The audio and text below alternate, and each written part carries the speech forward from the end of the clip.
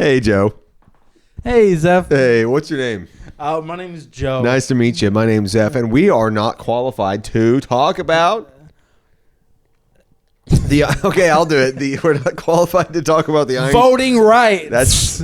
That's right. No one should have them. No one should have them. Instead, get out and vote. Every country should be ruled with an iron fart. And that's what we're talking about today. The movie, the new film, The Iron Fart.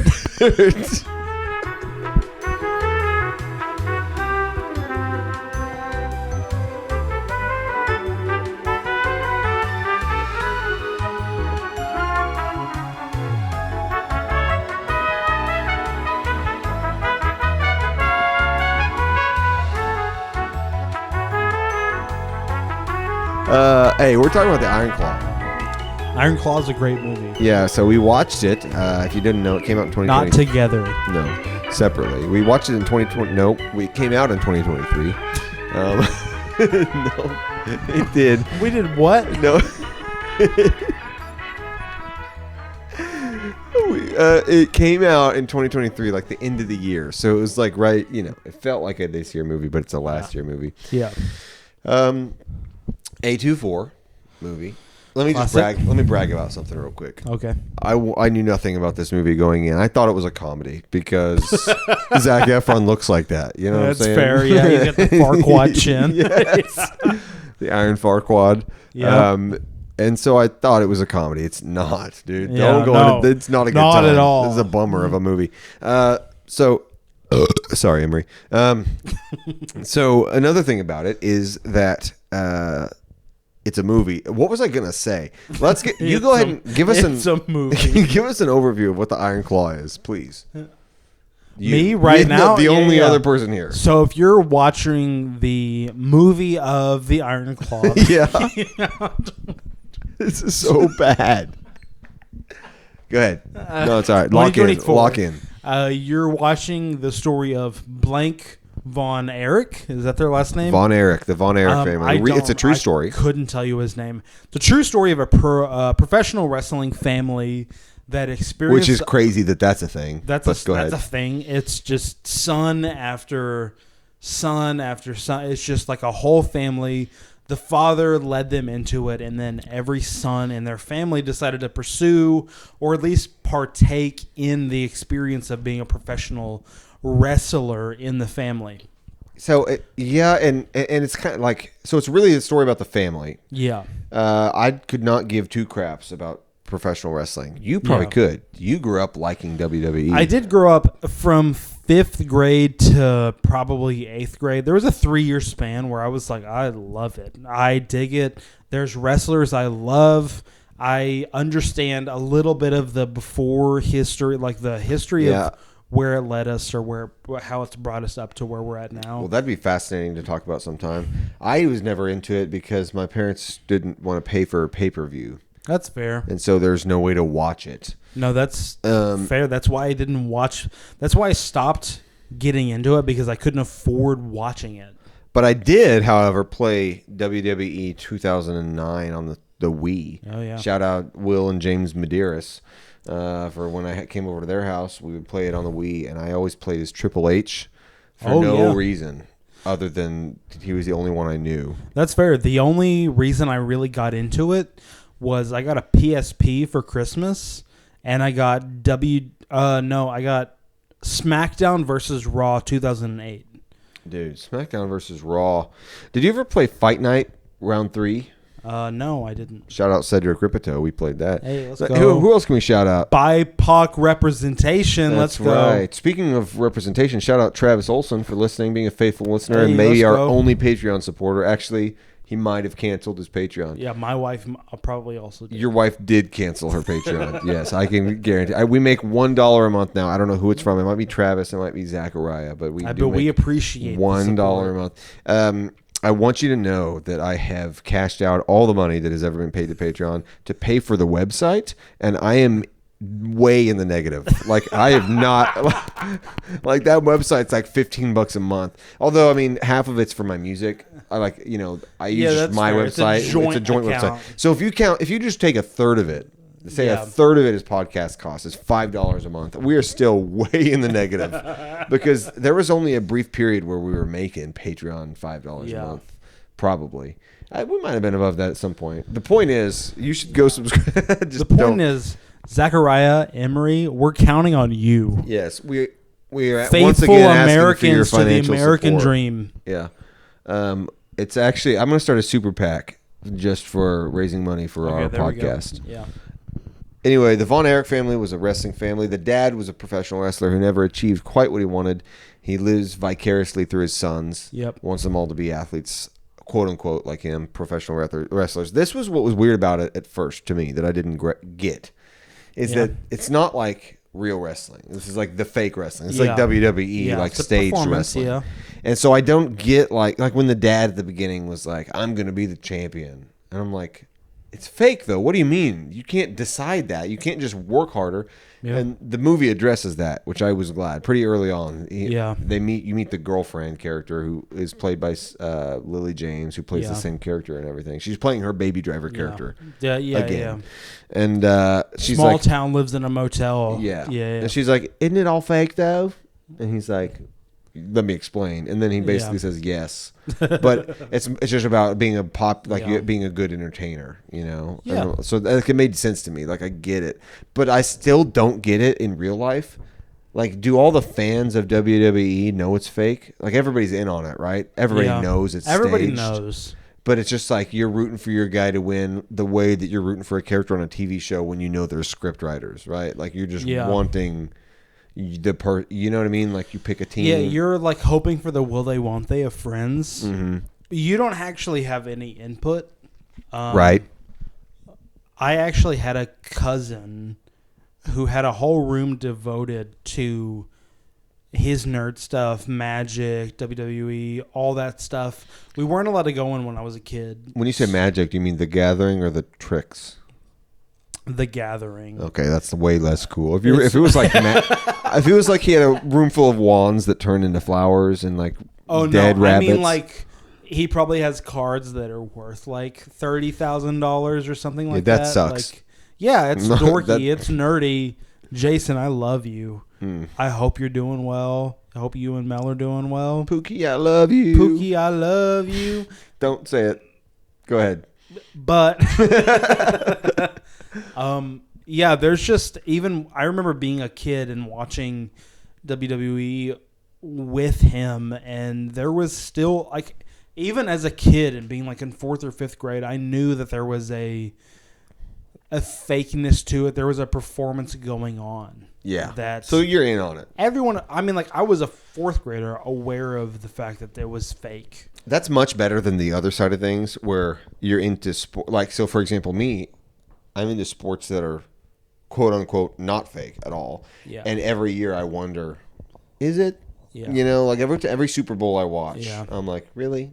Like Taylor Swift just happens to come in and be the center of media attention for 8 months. Yeah. And then the Chiefs win after being a mediocre, you know, like their shadow of their former selves, and they win 2 in a row. Yep. Anyway, I don't think that's fake in the sense that it's not rigged. You can't, like, the players are not in on it. If it's fake, it's like refs trying their hardest. The thing is, I don't think in professional sports that the big leagues actually care who wins. I think they care about controlling the point spread so that they can make money. I think that's all. It's just Vegas odds. That's all they care about. That's fair. And so if the refs can influence a field goal here or there, then we're fine. You know. Yeah.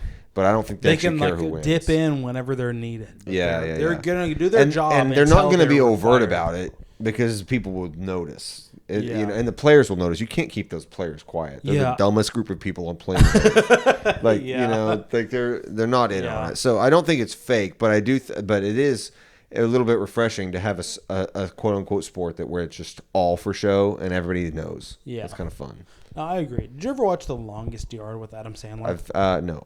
It's really all my good. friends did growing up. It's solid. I recommend you watch it. We should do an episode about solid Adam Sandler movies. Because, like, movies that are not, like... All right, go ahead. Throw one out there. this last week watched Click with Megan, Dude. And I'm not even kidding. As an adult 25-year-old man, I was like, this is the most heartwarming story I have ever seen in my life. Is awesome, and it's goofy, you know. Yeah, and it's like dumb. But here's what it is. This ruined it for me at first, and then brought it full circle and made it great again. Yeah. Is because I watched Click as a kid, and it was like, it's fun. You know, you like the idea of a remote that controls things is what all the marketing was based around. It's fun fantasy thing. And then I realized as an adult, I rewatched it, and I was like, that movie is just It's a Wonderful Life. Yeah, like, that's it's true. Exactly, It's a Wonderful Life. But then it's clearly intentional. Like there are references to It's a Wonderful Life. Yeah, and I mean, like Christopher Walken being an angel. Yeah, it's literally It's a Wonderful Life, and it's in a fun way. They're like, what if we made It's a Wonderful Life, but made it like with more fart humor and stupider, but also just as heartwarming. You know, and that's what they did. I love. I freaking love Click. I remember when we were in high school, we watched I believe it was a Netflix original. It might not have been, but this was like 2015. We watched The Cobbler. Yeah, Adam Sandler, and I remember liking it, but back then I was stupid. Yeah, so I remember. Not much has changed. Hearing about it, I never actually watched it. You didn't watch The Cobbler? No, I remember. Who did I watch that with? It might have been me. I'm gonna be real. I said that with confidence, knowing that whoever I watched it with wasn't here. But I'm almost positive we've seen it. I think I might have watched it with you. Yeah. But I also remember in high school, I remember having a teacher that was their favorite movie. Who? Miss Jimenez. Okay. But I couldn't tell you a thing about it. Favorite movie was a 2015 Adam Sandler made for Netflix favorite movie was a movie that came out on Netflix. That was Adam Sandler. At least it wasn't The Ridiculous Six. I mean, even that. I mean, that's not bad. Bro, that movie I think it has a 1% on Rotten Tomatoes. And what are you going to tell me? Every time I think of that movie, I think of the diarrhea. What, that Master of the Disguise is so bad. Yes. I mean, yeah, I agree with you. Anyway, this movie's not about Adam Sandler. I really want to watch Punch Drunk Love, though. It's really good. I've heard. I really enjoyed it. The thing is, Paul Thomas Anderson really makes me mad. He takes me the frick off. Is he a big nerd? Because his head's up his own butt. Here's the thing. Family content warning right now. I'm just going to, I'm just naming a movie that is not appropriate. Boogie Nights would be a good movie if it didn't suck. You understand what I'm saying? Yeah. I don't think it sucks. It's very well made, but the content and like the subject matter is so gratuitous and like I just can't watch it. Yeah. And then The Master, supposedly his best movie, is beautifully shot, wonderfully directed, and full of absolutely nothing. It's just empty. Did I watch that? I don't know. That's the Philip Seymour Hoffman Mormonism cult movie. No. Scientology cult. I will say this about The Master. It has the best performance. That was the one with Joaquin Phoenix, and Amy Adams, Philip Seymour Hoffman. Was Clive Owen also in that? I don't know. Was it on a boat? Part of it, yes. Yeah, okay, yeah. That movie has I think I can safely say it's the best acting performances I've ever seen in a movie, ever. Yeah. And Philip Seymour Hoffman is like one of my favorite actors of all time. Yeah. I love him. Colin Farrell, that's who I was thinking. Yeah, he is in it. Yeah, not Clive Owen. Colin Farrell. Well, Philip Seymour Hoffman, who's amazing, it's like his best role. And everybody nails that movie. It's great. The problem is that what they're acting out is there's no content for them to act out. Like it's a things happening movie. Yeah. And not a plot movie. You know what I'm saying? Yeah. And it's like, there's some themes about power and cults and like being alone and whatever, but it just is nothing delivers because nothing is like, it's like intentionally, I don't know, it's just pretentious. But what Paul Thomas Anderson does get right is There Will Be Blood. That's one of the best movies ever made. Oh yeah, I agree. And that one actually has a plot and themes. Sorry, Emery. Anyway, speaking of Adam Sandler, The Iron Claw was really good. Yeah. In fact, it was my favorite movie of the year so far if it came out this year, but it didn't. So I don't know how I'm going to do my list this year. But it was by far, it was incredible. Oh, yeah. Absolutely recommend. Before we talk about it further, let's give it a rating right now in the middle of the episode. I'm going to give it a 14. 13. I win. No, but I was thinking the same thing. I was like it's right there. Yeah. Yeah. Amazing movie. Also, I'm proud of myself. Wait, I'm sorry. We should probably let me finish wrapping up. So, spoiler alert from here on out for the Iron Claw. The rest of the plot happens like this. There's like 6 sons in real life. There's 5 in the movie, 4 in the movie. I don't know, 5 in real life, whatever. Like all but one of them ends up dying. Yeah, I believe in the movie they merged two sons, two real sons into one for the movie. Yeah. First son who both died. Yeah, one son dies when he's young. A couple others kill themselves. One dies of a weird bloody accident. Alien abduction. Anyway, it is the most depressing thing you'll ever see in your life. Oh yeah. You'll hate both parents in different ways.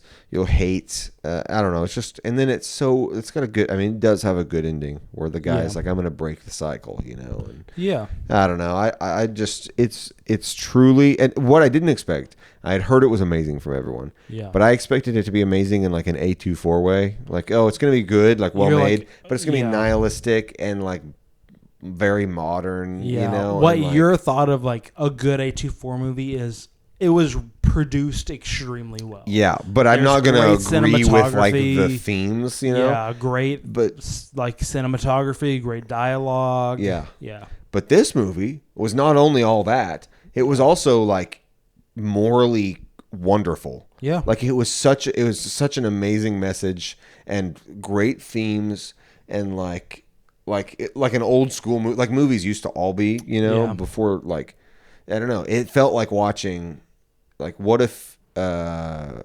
Casablanca was like way more, what if Casablanca came out today but kept the same moral center? It's like, it's just like, I don't know. It's weird. It was good in every way. There's very little bad I can say about it. And I was extremely proud of myself because 5 minutes into the movie, I leaned over to Caitlin and I said, this was shot on film. Like, it's not just made to look like it was shot on film. It was actually shot on film because I'm at the point where I can tell, like, all the time. And I was right. I looked it up. Shot on Kodak. Yeah. Yeah. What I really enjoyed about the movie was there was this, like what you said, there's this breaking the cycle kind of perspective about it. And that did really, not to get like unconventionally low-hearted about our podcast. It is something I resonated really well with. Coming from a family that did experience that, like my mom did experience trying to start a family and establish herself and trying to break the cycle of what she had experienced. It was really sweet. It was really wonderful watching that. But also just getting to the end. I'm also just a baby. I cry watching movies. Everything. Every freaking movie I watch, I'm like, you know what?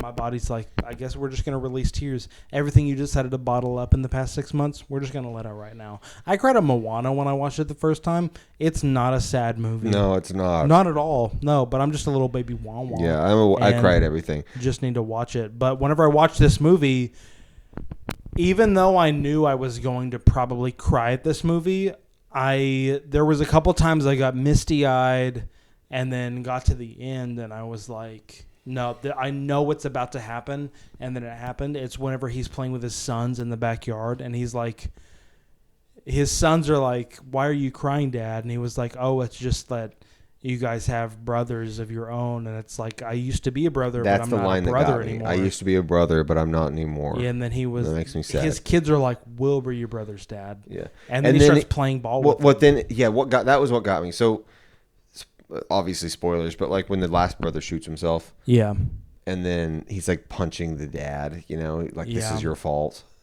which I'm like, that's clearly some artistic liberties there. There's no way it happened like that. Like they all just were there in the vicinity, and then that scene I expected to make me cry, and it didn't. That was just the more like jaw my mouth hanging open, like I can't believe this is happening. Just more shocking moment. And then that scene with him and his sons at the end, when they're like, "You can cry, Dad. It's okay." Yeah, it doesn't make you worse because he like apologizes to them for crying. Yeah, and then I used to be a brother, but I'm not anymore. That freaking sucked.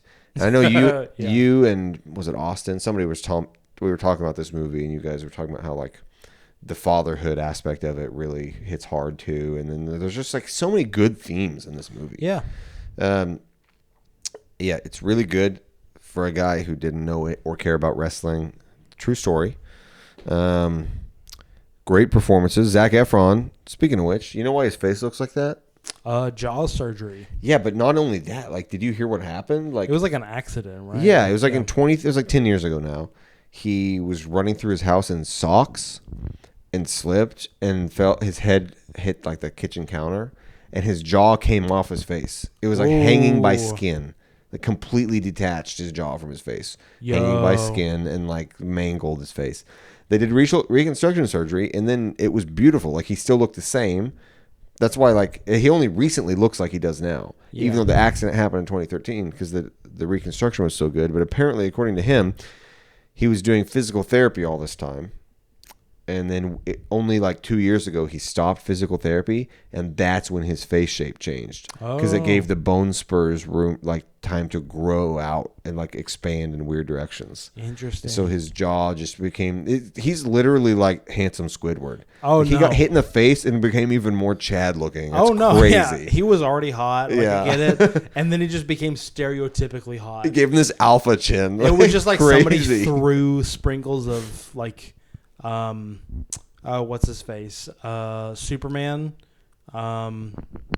Zack Snyder Superman. Henry Cavill. Henry Cavill. Like somebody sprinkled Henry Cavill onto it. The first Superman I thought of was freaking the guy from Chuck. What's his name? Brandon Routh. Yes, Brandon Routh was the first Superman I thought of when you said Hell that. Yeah, brother. Anyway, that's it. I don't know. Iron Claw was really good. There was a couple other things I was going to say that were interesting. You go ahead. No, I have nothing.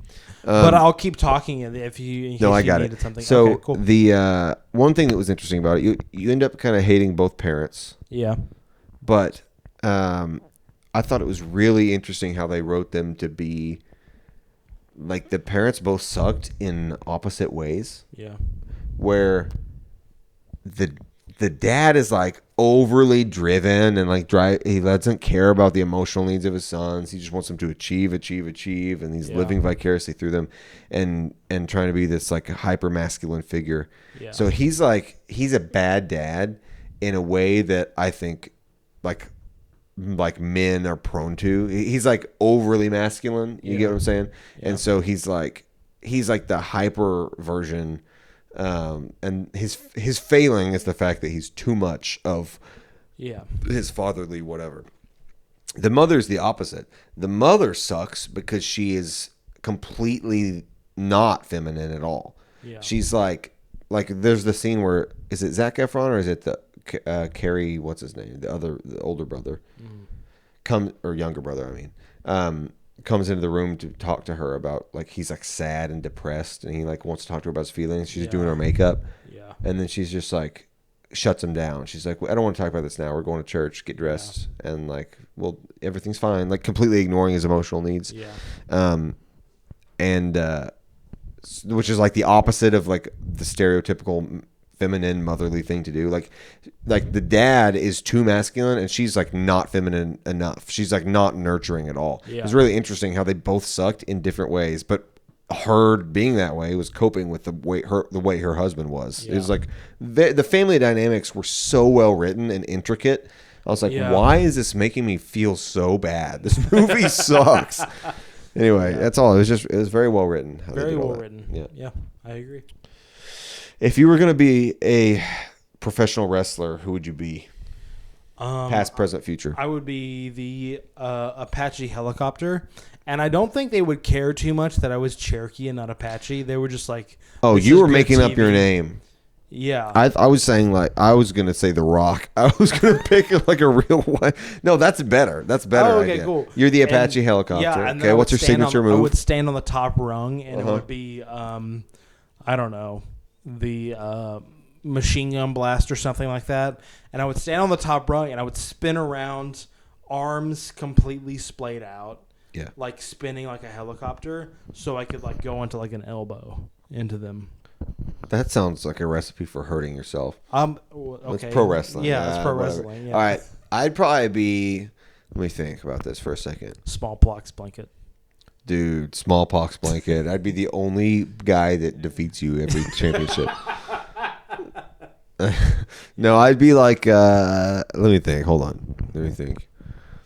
The honker. You know, and it's just all about my nose. Okay. Like I got a I thought you were gonna like nose. squeeze my boobs. No, that would be my signature move. Actually, I would be like, I'd tap my nose and be like, "Watch right here," and then I'd squeeze your boobs and pick you up by them, and you'd do the overly, like over the top scream, like ah, and then I would just like, I don't know what I do. I'd probably give a kiss to one of them and then slam you into the ground. Yeah. But my nose would have to be involved. I don't know how I'd do that. I could do that, or I could just be like ponytail. I'd grow out my hair, and I'd just be called ponytail. That's it. Fair. And I whip it. You know. I think if that didn't work, I would do just whatever. I'd be like Trail of Tears, and then I would like, bounce off the ropes. And then I'd go and start crying, and then you would just still pin me. You'd win. I'd be Trail of Beers. Oh, okay. Yeah. And that's it. I just do the same move as you, but like slightly behind, and I stumble a little bit. But you still win. I still win. Yeah. Okay. The white man's burden. Yeah. I love it.